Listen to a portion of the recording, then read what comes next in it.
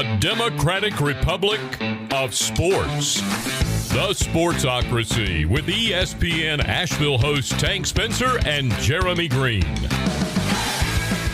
And welcome into the Sportsocracy. I am Tank Spencer. Jeremy Greene is alongside, and it is Friday morning, and I'm in my feelings. You're feeling some kind of way? I am feeling some kind of way. It was a historic day yesterday, and unfortunately, we did not have a program to bring it to you, so now I get to pour out all my feelings here. Roy Williams announcing his retirement from the University of North Carolina at Chapel Hill. It is a day that we will all remember, and I'll be honest with you, I wasn't as sad as I thought I would be. I can understand that. And I feel like that's going to come off as a slight. But it's not a slight. I love Roy Williams. One of the greatest days of my life was the day that I got to meet Roy Williams and shake his hand. Roy Williams to me has always embodied Carolina basketball. As a kid growing up in Asheville, North Carolina, Roy Williams was it because my dad was a big Tar Heel fan. We had all the calendars, and he would show me every year, you see this guy? I went to high school the same time this guy was at T.C. Robertson. I was at Asheville High. And Roy Williams has always been a hero to me. Even though he, the first years of his, or my basketball watching career, he was at Kansas. Dean Smith hung the moon for everybody in the Carolina program, hung the moon for Roy Williams. And Roy Williams now calling it quits. I'm torn.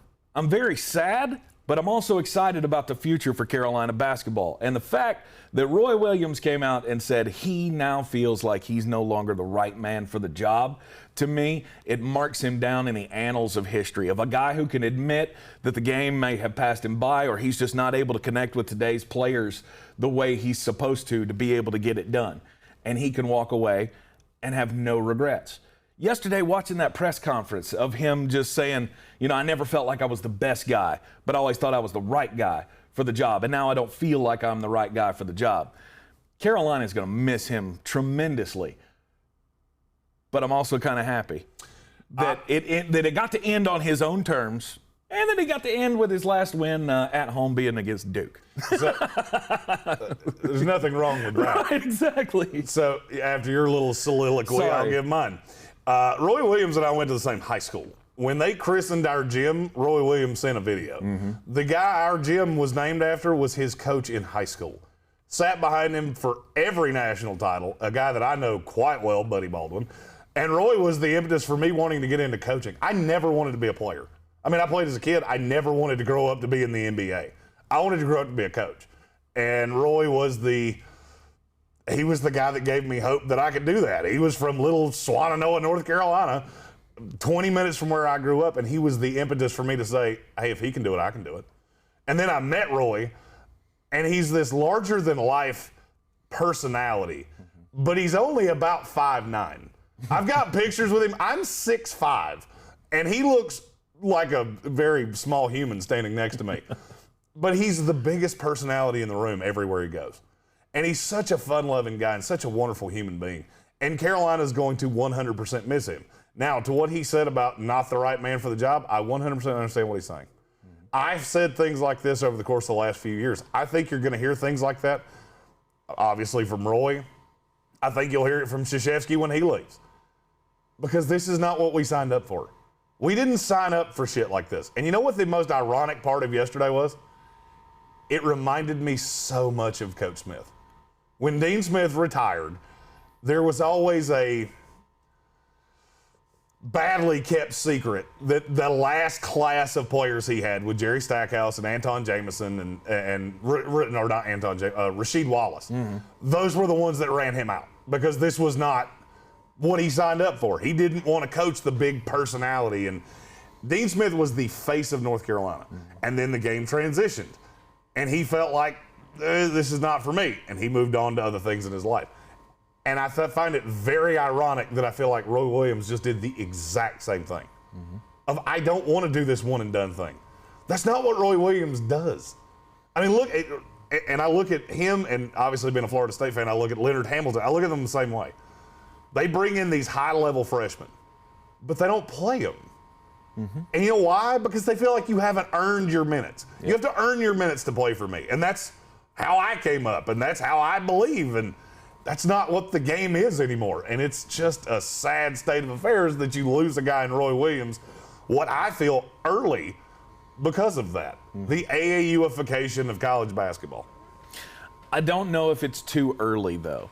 I mean, the guy's 70 years old. He's won 3 national championships at his alma mater. What more could he have wanted? What more could he have done? It's not a what more could he have done. I think he still has gas in the tank. I think he's leaving because of where the sport has gone. Oh, I think that plays a big role into it. And I completely understand it. I cannot fathom spending the amount of time it takes to recruit guys, and I'm just going to use this example because it was the most recent, like a Walker Kessler. The amount of time and sweat, equity, and that you put into a guy like that. And then they come into your program, they don't play as much as they wanted to. And don't give me he's far from home. He's from Georgia. Right. He didn't get the playing time he wanted. He wasn't the focal point of the offense. And I'm not trying to kill the kid. I could give you 50 examples just like this. And then they're just gone. And now you have to do it all over again. And at 70 years old, I can 100% understand Roy going, you know what? I like to play golf. I'd rather be on a golf course with Buddy Baldwin somewhere and Porky Spencer and all these guys that we know that are close friends of Roy Williams. Right. I 100% understand that. It's just sad to me. This is going to be like when Coach Smith left. Carolina didn't feel like Carolina for several years after Coach Smith left. I never felt the same about Bill Guthridge. I mean, and I love the guy. I met him dozens of times. He was a wonderful man. But it just wasn't Carolina. There was something. It was like going to Disney World and Chuck E. Cheese is playing Mickey Mouse. It's not right. I came here for the mouse with the ears. Right. And that's what Coach Smith was, and that's what Roy Williams was. The shoes are massive. The shoes to fill at Carolina are massive. And I think, this is a time where we as Tar Heel fans have to sit back and go, you know what? Maybe we're not gonna be able to find the guy right away to fill the shoes and make it all feel normal, because it's a different world that we're living in. I mean, Roy Williams stepped down as the coach at Carolina because his way just wasn't working anymore.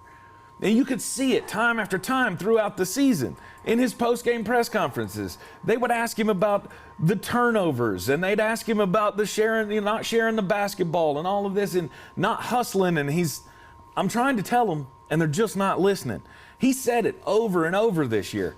I've said it several times on our programs.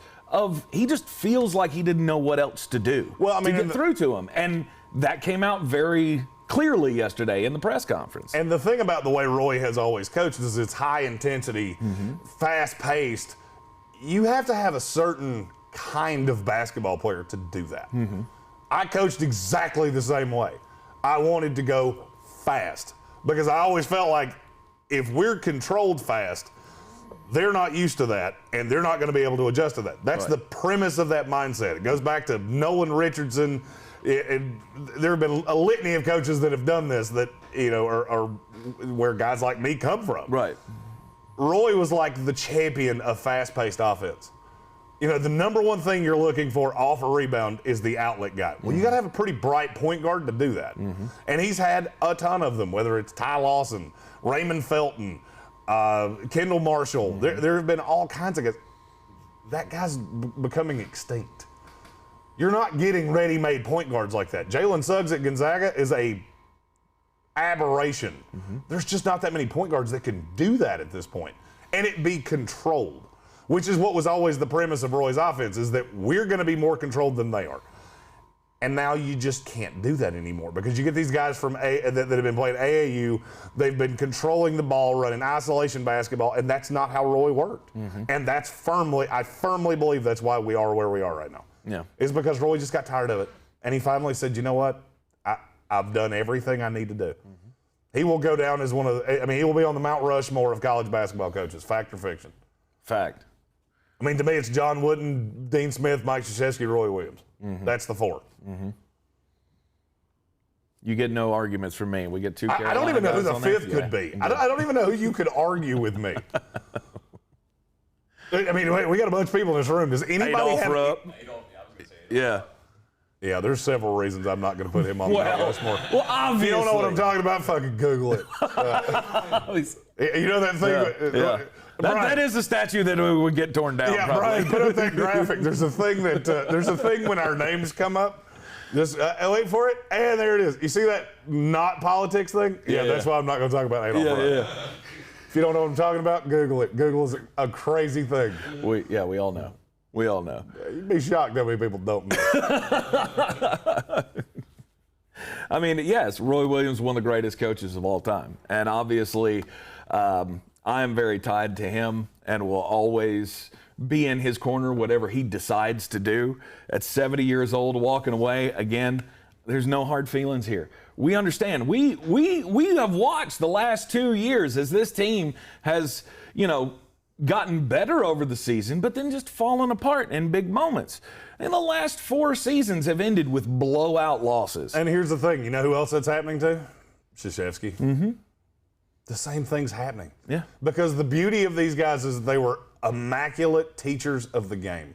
Look how many guys have gone to North Carolina or Duke and they came in as raw, super talented kids and came out high-end talent. Mm-hmm. And that's the thing that nobody's ever wanted to talk about with Roy and Krzyzewski. It's the Nick Saban effect. They coach them so hard and they coach them so well that they don't have any room to grow. I mean, you've gotten everything out of this kid you could possibly have gotten. And then they get to the NBA and they don't get any better. Right. And everybody says, oh, Duke and Carolina can't put players in the NBA. Yeah, they have a lot. Mm-hmm. It's just they were coached at a high level in college basketball. And this is the reason that I think the G League thing is bullshit. I think the paying, let's pay high school teams, and I think it's all bullshit. Because you take guys like Roy Williams and Mike Krzyzewski and they leave the game too early, and there's one very simple reason why. Because it is way too hard to coach kids that are in that 16 to 18-year-old range right now than it's ever been. It's exponentially harder coming from somebody that's done it. And we should have known. We should have known yesterday was coming. And, I raised questions about it, when they happened. One, the post-game press conferences throughout the season seemed to get, more droll as the season went on, just clueless. I keep preaching it. They're not getting it. It's, it's my fault, communication, whatever. Roy always puts it on himself. That's one of the things I love about him, is that he never throws his players under the bus. It's always something he could have done better. Yesterday during the press conference, he was talking about losing 6 one-possession games in a row last year. That's coaching decisions. Well, I'm not doing enough to get it, and everything I tried, it didn't work. We would foul foul when we're up 3 and lose. We would not foul when we're up 3 and we lose. It's just you get into this cycle, and over all of the stuff when he beat Duke and he kissed the court. We all kind of went, well, that was weird. Uh-oh. And I didn't really believe him when he said, oh, it's just been a tough year and I really love the home court because we did so well here, aside from the Marquette game. And I get it, but then also later in the press conference, he's talking about, I was thinking about doing this last year. Well, then you knew that there was a chance that this would be the last time you'd coach on your home court. 100%. I mean, the court has your name on it. Mm-hmm. I can't imagine the feelings that he was going through yesterday, but he realized it was time. And I love it when somebody can just bow out and say, you know what, I'm not the right guy for the job anymore. Well, I mean, and that's the way he said it was very telling to me. Mm-hmm. I never thought I was the best man for the job, but I always thought I was the right man for the job. And now I don't feel that anymore. He's telling you exactly what I mean, and people will gristle at what I said.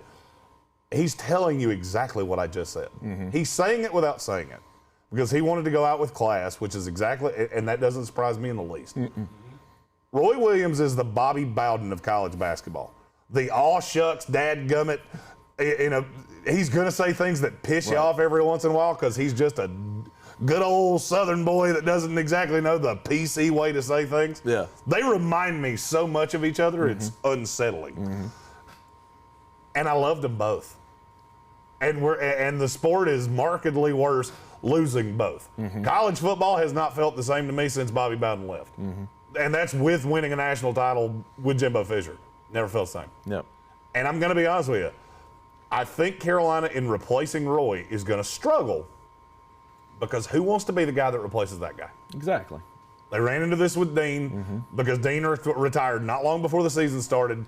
Bill Guthridge got the job. Nobody wanted to replace Bill Guthridge. That's how they wound up with Matt Doherty. Yep. Roy said no. George Karl, Larry Brown, all these guys said no. Because you don't want to be the guy that replaces that guy. I did enjoy the story of why Roy said no in 2000.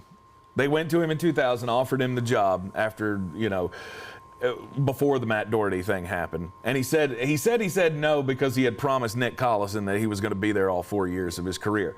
I mean, that's the kind of guy he was. How many times did Leaky Black's name get mentioned yesterday? A lot in that press conference. Because he has these guys that he's tied to. He's tied to their development. He wants to see them finish. And now's just the time. Now's the time to go on to something else. His next chapter. And it's going to be a lot of golf. I'll go ahead and tell you. It's going to be a lot of golf. Right.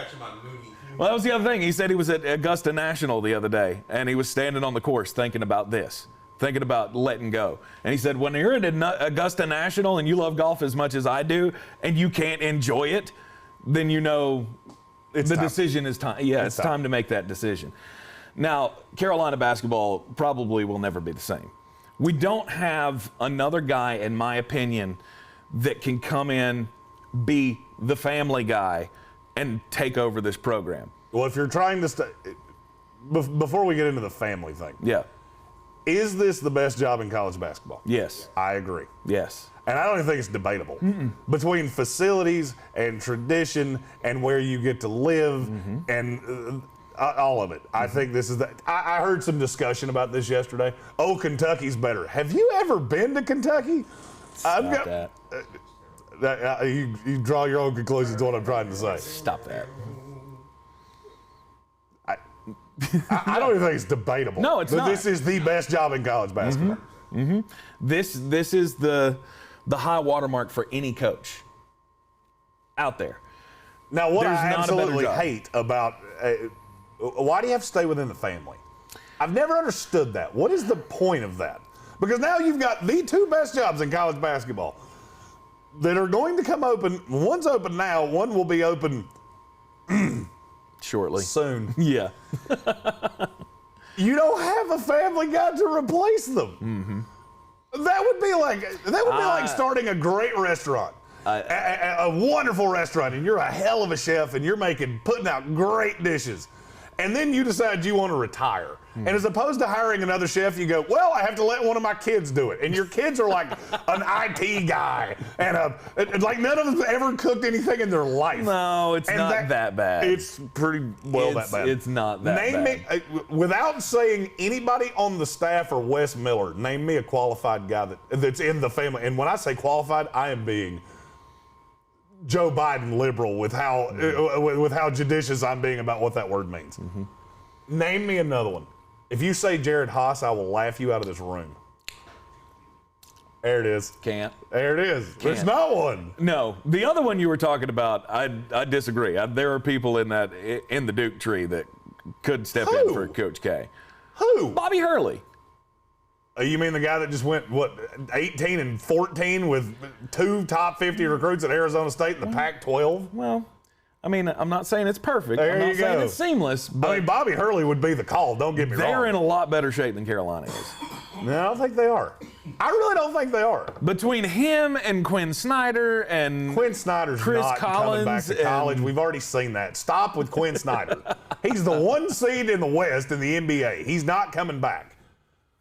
And he's looking more and more like he's been hanging out with Gary Busey by the day. So there is not a human in college or in all of basketball that looks crazier than Quinn Snyder. Quinn Snyder went from hanging out with John Calipari to Gary Busey. Yeah.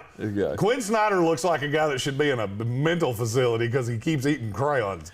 No, great coach, not trying to judge him. You just look a little disheveled most of the time. I don't disagree with you on Carolina. Things have always worked within the family at Carolina.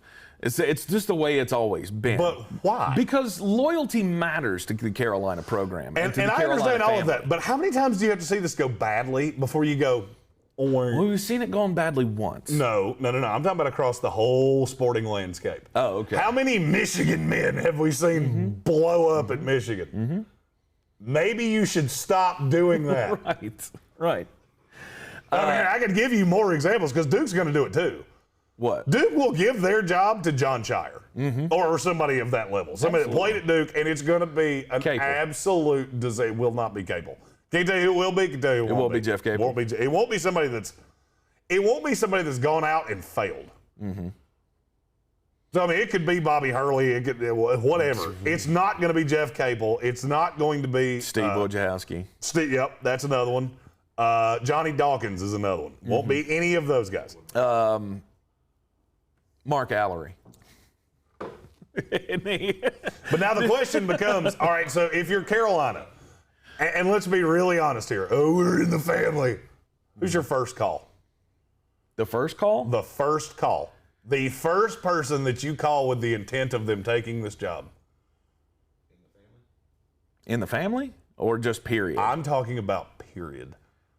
Brad Stevens. There you go. That's the first one. Brad Stevens is the first call. And things are getting hot in Boston. The timing is perfect. There's always been scuttlebutt of people around Brad Stevens that if he was ever to leave the NBA for college, it would be exclusively for Duke or Carolina. There's no other job that would get him. He got offered the Butler job again, and he said, nope. You know why? Because he's too big for that.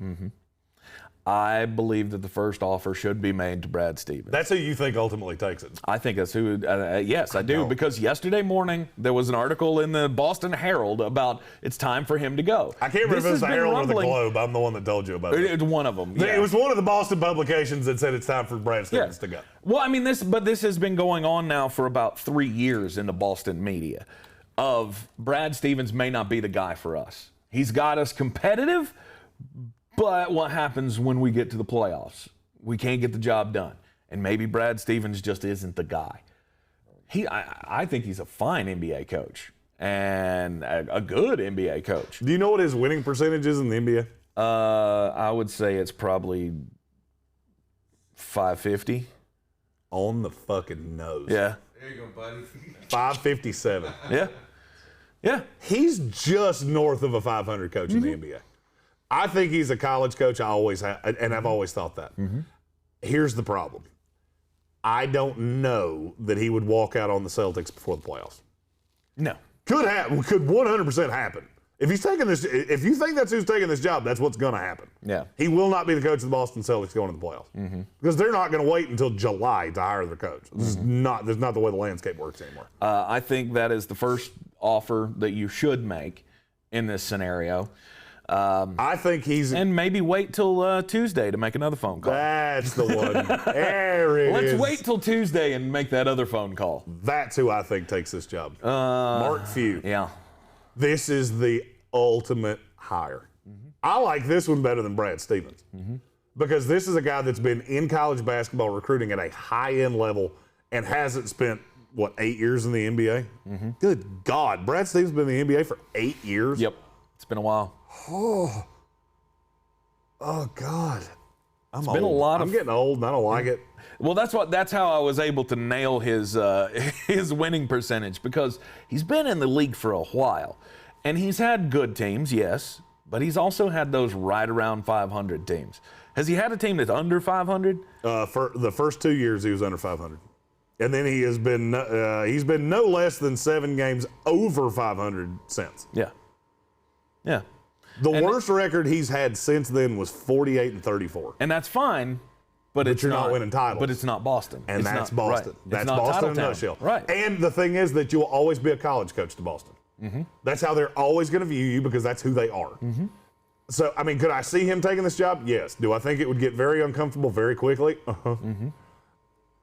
I'll be honest. I'll go a step further than that. If Brad Stevens is willing to interview for this job, he'll take it. Yes. I don't know that he will. Yeah. Mark Few, on the other hand, Mark Few in 4 days will have brought a national title to Gonzaga. Will have gone undefeated. What more do you have left to prove? Nothing. And you lose half your team. They have 5 draftable players on this team. So what are you sticking around for? What are you waiting for? Mm-hmm. The one thing that scares me about Mark Few is how old he is. How old is he? 58. Yeah. I think that's the number I saw. Yeah. I mean, you just had a coach who was 70 years old. On the nose. Look at me remembering stuff. There you go. You just had a coach to leave that was 70 years old. But I don't know that you're looking at this as the Carolina program growing. Who's our next guy who's going to be here for 15, 20 years? And maybe I'm not right on that, because the other guy's name, you talk about the first guy in the family that I think should get the offer. It's Wes Miller. That's the guy. Wes Miller at UNC Greensboro has built that program into a contender in the Southern Conference. I get it. And yes, I would like to see him move on to another program. I thought we had at least 3 or 4 more years of Roy Williams. This has bumped up the timeline a little bit, because the perfect scenario here would have been, let's hang on to, let Wes go to another tournament, which he did this year, get another good job. I don't know. What's a job that's open right now? Minnesota? No, they hired somebody. Yeah. But I'm saying that level of a Power 5 program. Not going to happen. Give him Wes 3 Miller years. will not leave UNC Greensboro. That's where he's from. He will not leave UNC Greensboro unless he's taking the Carolina job. Yeah. You want me to tell you a fun story about Wes Miller? Yeah. In the last 5 years at UNC Greensboro, he hasn't lost 50 games total in 5 years. Mm-hmm. He's playing a high-level schedule, because they play a shitload of teams in the non-conference. Yes, they do. He's going to be a great coach one day. I firmly believe that. Is he the right call for Carolina now? I don't believe so. He's the fallback call to me. I don't think it's Hubert Davis. I've heard that. I get it. I know why you're saying that. Yep. To me, if you're going to do that, you hire Steve Robinson. Well, Steve Robinson's age. That is an age that will get you, because I don't even know how old Steve Robinson is. I want to say he's about Roy's age. Steve Robinson is probably the person I've met in my life that I was the biggest fanboy around in my life. He's 63. Is he 63? He's 63. Okay. But there again, you're right around retirement age. Plus, if you're going to move on from Roy Williams, I don't know that now's the time to make a Bill Guthridge call. You got 3 or 4 more years with Steve before Steve's going to start going, you know what, maybe I'm done. Well, my thought with Steve Robinson's very simple. He's done a lot of recruiting at Carolina. Mm-hmm. He has an attachment to a lot of the players that are there. Mm-hmm. And he's just a really impressive damn guy. This is a guy that I think, and it would be the Bill Guthridge hire. Yeah. It would be the guy that you hire, so that the person that replaces, so you hire the guy that replaces the guy, not the guy that replaces the, you know what I'm trying to say. Yes. So you can 4 years from now go replace Steve Robinson as opposed to trying to replace Roy Williams. Mm-hmm. Because these are going to be tremendous shoes to fill. Now, here's the thing. Would Carolina faithful be happy with that? I'm going to say no. I don't think they're going to be happy with Hubert Davis, though, either. Well, I don't. This guy's never been a head coach ever, mm-hmm. and I think that's going to be a problem. Well, you got to think about you got to think about the boosters as well. There is a big divide right now in college basketball of this is not a game that we endorse. And if the big money starts saying we need to keep things the Carolina way, we need to keep doing things the old way rather than, progressing into the future and evolving with the game, it could be a bad news for the program. And I think that his name just went out of my head. The AD at Carolina is Bubba Cunningham. Bubby Cunningham. Thank you. I think Bubba Cunningham is smarter than that. I agree. And here's the thing. You got to look at his track record of who he hires. Mm-hmm. Who do you hire for the football team? Mac Brown. There you go. Was that a conventional hire? No.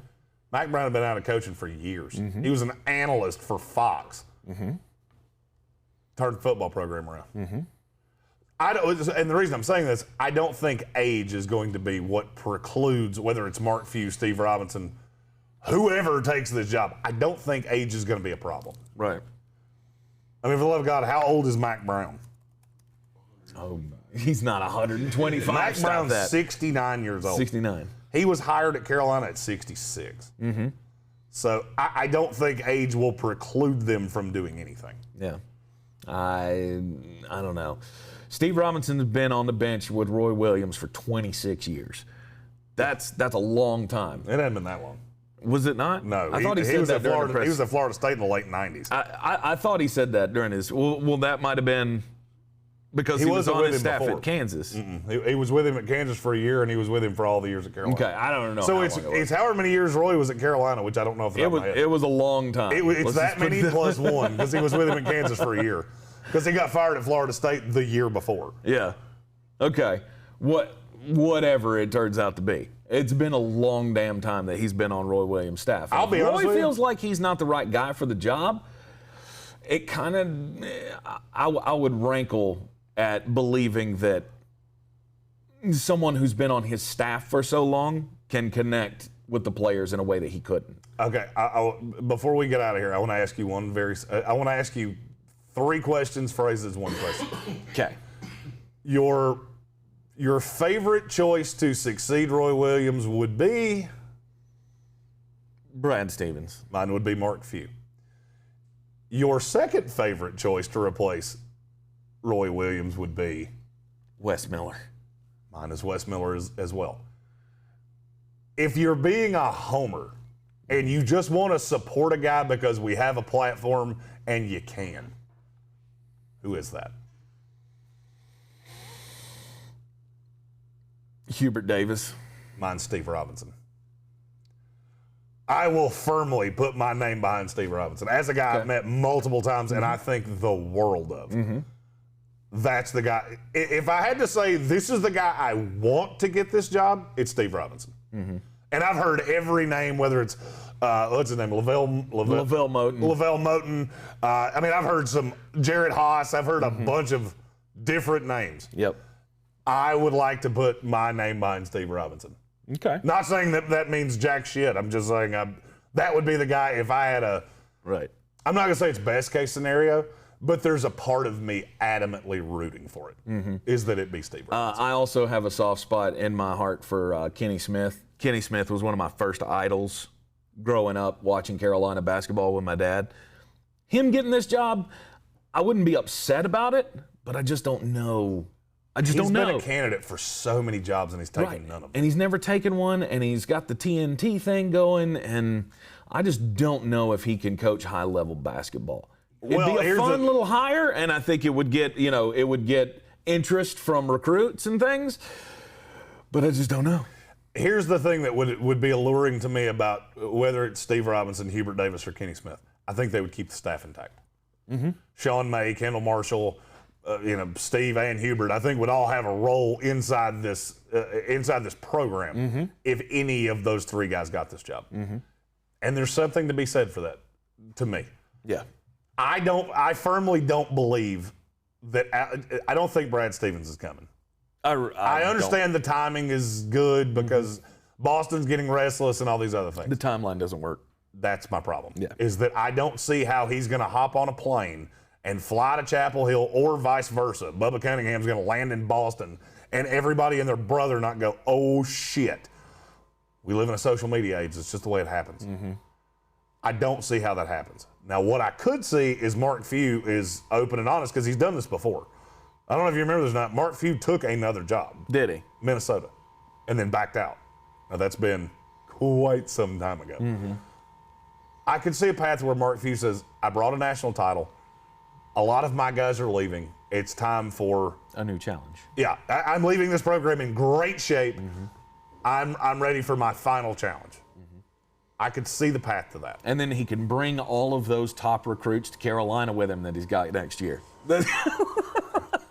He can bring in the Salas kid, and they're getting ready to get the big center. His name just skipped my head. You think Walker Kessler would come back?